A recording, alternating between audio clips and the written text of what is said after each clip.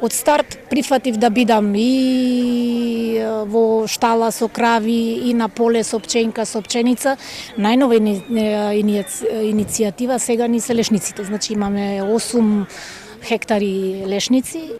Цената на лешниците е висока, но пласманот е неизвесен. Колку пари ќе се слее во домашниот буџет, носителката на земјоделското стопанство Живка Ѓурчевска ќе знае наесен.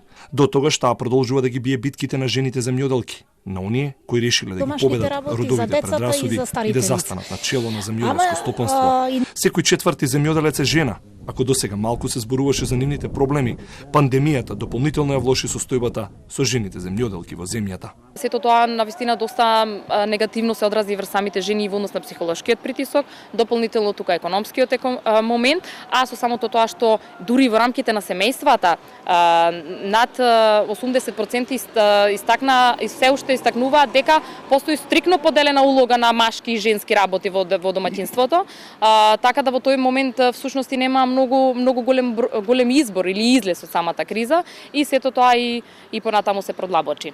Мора да се работи многу за да се заработи малку, освен што немаат доволно земја на своје име. Земјоделките мора да обработуваат огромни површини.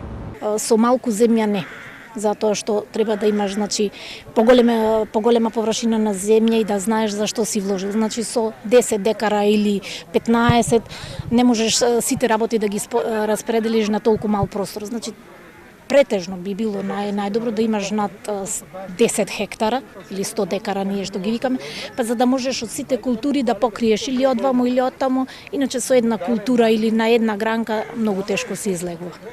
Во земјоделството има заработувачка, но нема доволно институционална грижа и мерки за унапредување на земјоделието.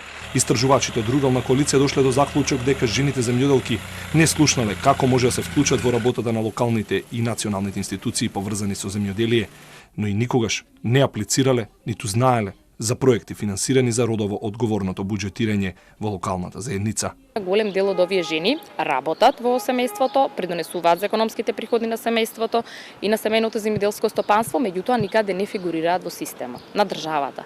Затоа што не се регистрирани по ниту еден основ, не се пријавуваат како невработени во Агенцијата за вработување и автоматски спаѓаат во она што честопат ни го користиме како термин, таа наречена неформална економија.